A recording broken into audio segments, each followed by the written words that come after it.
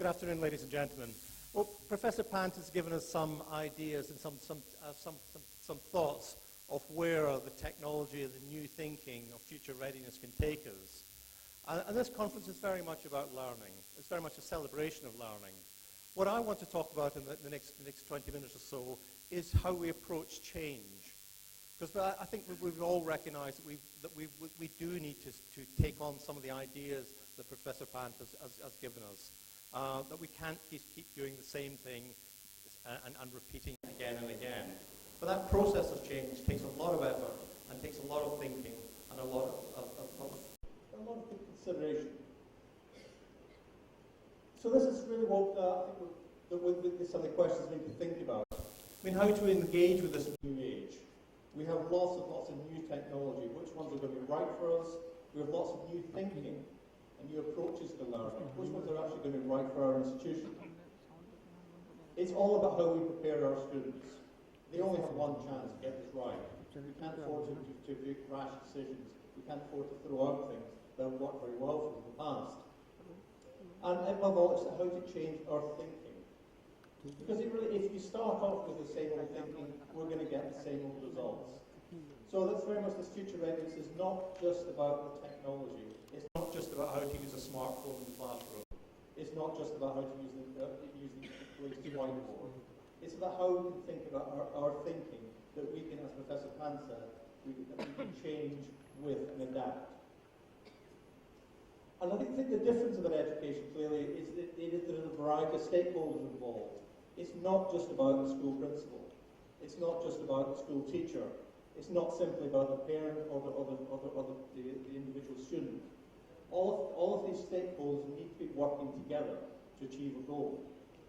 It's just simply a principal saying we're going to change the thing overnight and we're going to allow smartphones in the classroom tomorrow and everything will be done online. Is that going to work? I'm not convinced. I think a lot of effort has to go into actually thinking of what it is that we want to change and how we're going to achieve that. But I hope we do agree that this really is the time for change. There's a change button. What do we do about it? What is actually involved in the process of change? If it works really well, we've got a nice evolutionary process.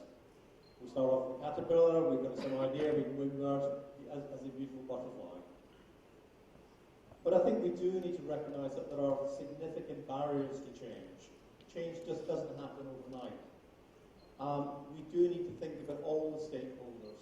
People have different ideas and different views about what they see the need to change and what their vision is.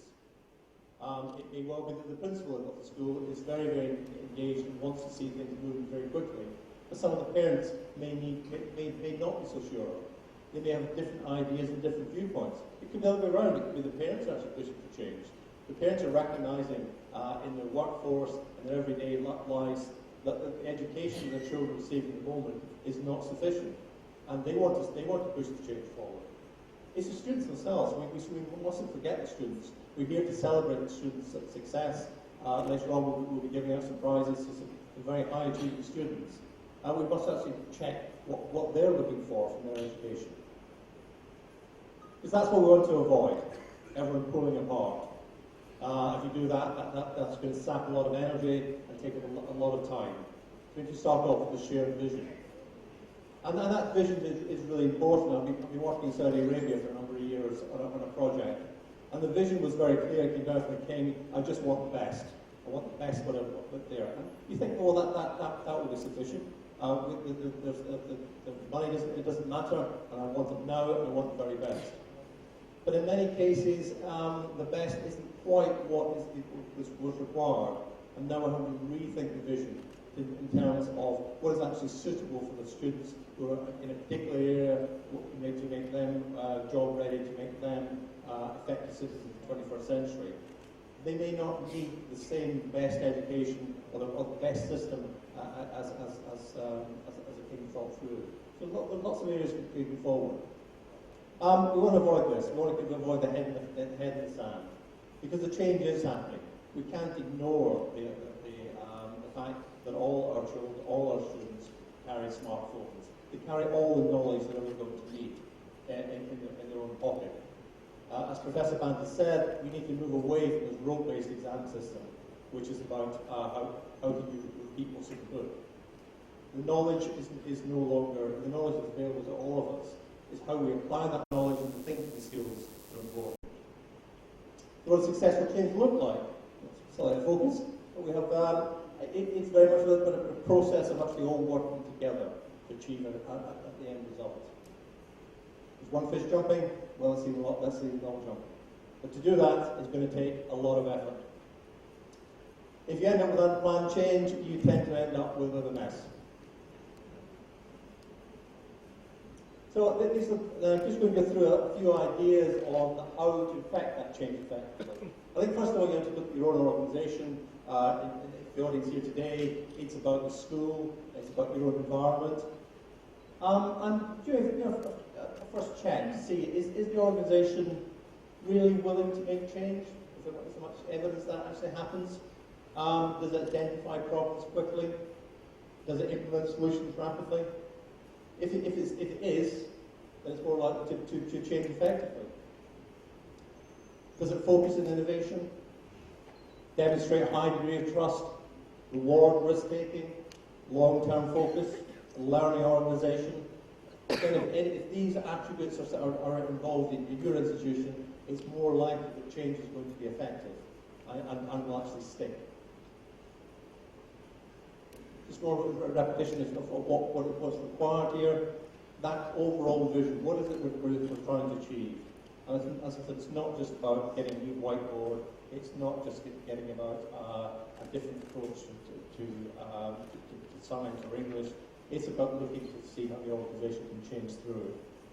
That vision has to be shared, that there has to be means. This is not going to be cheap. To make change is going to require investment. Investment in terms of money, investment in terms of time, investment really in terms of aspiration as well. And that those people involved in change need to be rewarded. And that can be monetary rewards, but also it's about that they're given praise and given feedback frequently. So change isn't simply a mechanical process. If you leave you with one thought from today's presentation, it's this. It's about the head, the heart, and the hands, all working together to effect a lasting change. Certainly in the UK, we saw, I mentioned this idea of whiteboards. This was brought in the last 10 years, cost billions and billions of pounds. Every school must have a smart whiteboard. In effect, it has made no difference at all to the education of the children, and it's something that the technology is now past.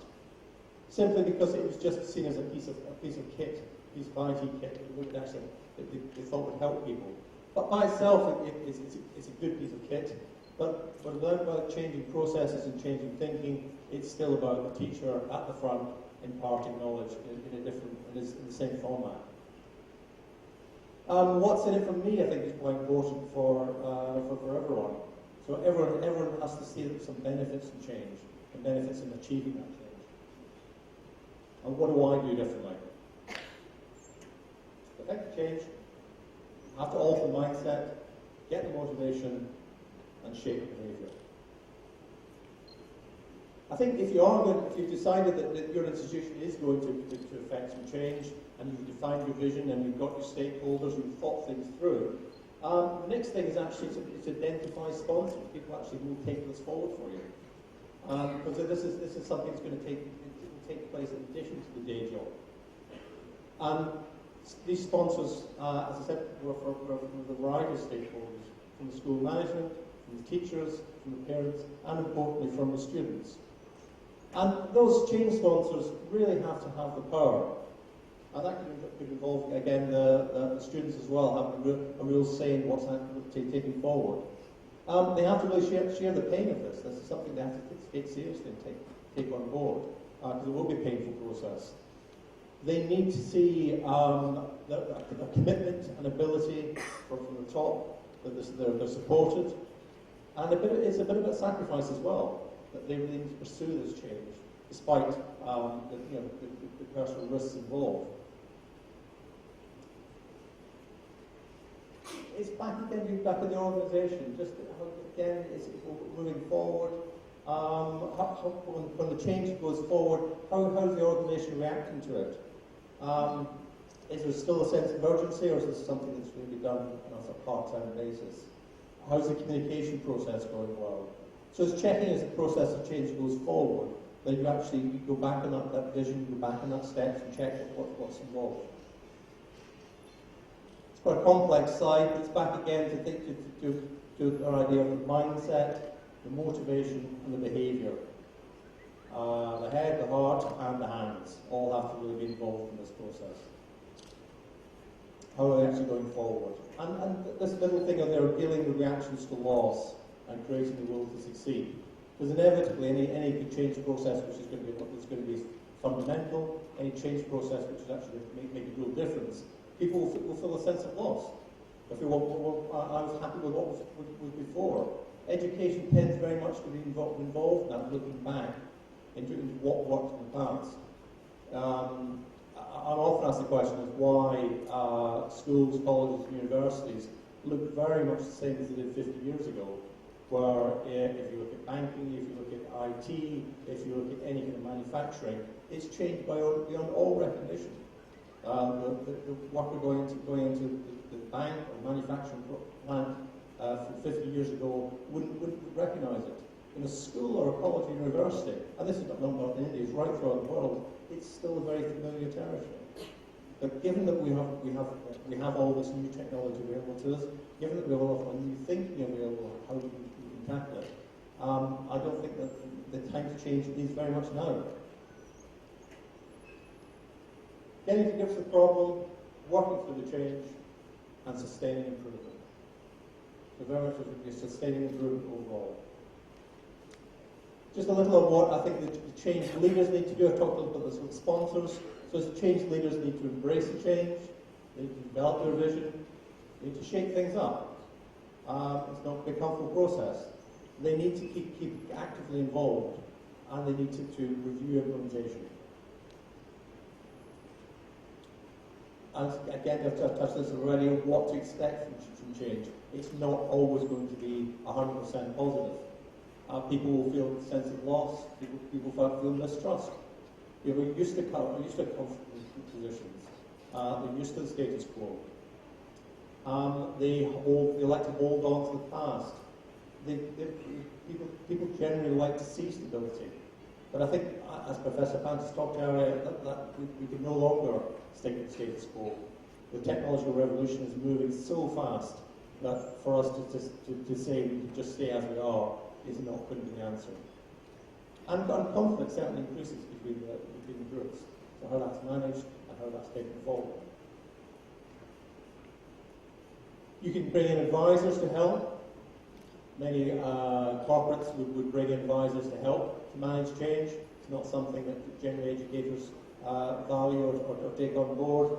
But an advisor coming in, and that this may be from your parents, can then look at give an overview on how that coaching is going forward, how the planning process is going, are the values and visions, are they still being facilitated, what's happening with the organisation, how's the communication, how's the project management systems.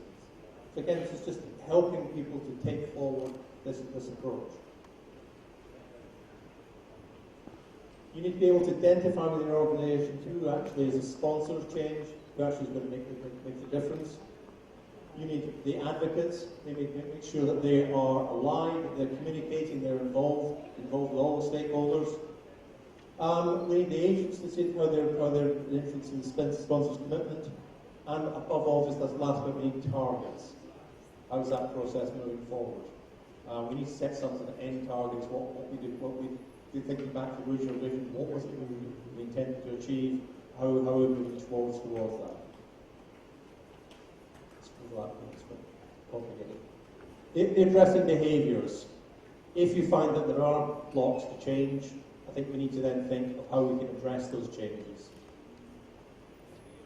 And a lot of it is giving feedback positively.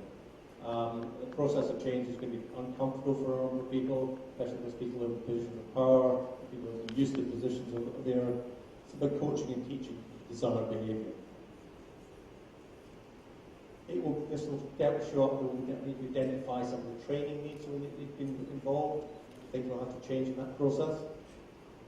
We need to create new goals for our organisation, and we need to communicate in multiple forms. What's very effective is often a little chart at the front entrance to say to people, to let everyone know this is what we're trying to do, these are the steps we've taken to achieve, how we're moving forward. And when you look at the report that Professor Panton and I prepared for QIA, we give some checklists for organisations, for schools, for parents, for teachers especially, and for students, to see where they assess themselves on their future readiness. How do they see themselves on the scale? What do they need to do to move forward? So it's quite a detailed questionnaire we put forward, and I think it's something that we would urge you to take forward. And Sanjay will talk a little about just how that process and how we're using technology to help you with that. I think you have to be comfortable with change before you get others to change. So if you don't really believe it, it's going to be very hard for you to convince other people that they should change. They won't change unless they understand what it is they're changing, why they're changing, how they're going to change, and what's in it for them. If you don't achieve that, you're going to end up very much with these barriers to change, these earlier slides of people with their head in the sand, people pulling apart or pulling together. But you have to respect and understand that resistance is part of that process. Define your priorities and don't take on too much at once. I hope that that report we've written will be able to help you to plan out your process of change, to plan out how to see, to assess how your organisation is doing, but most importantly, how to move forward. If we get that, then we've got a nice little vision of all hands working together. And I do hope that many of you here today will take time to read the report, to engage with some of the ideas. We'd love to get your feedback to see whether we're on the right lines. Perhaps we've missed out things that you think are very important. But it's about transforming our education system.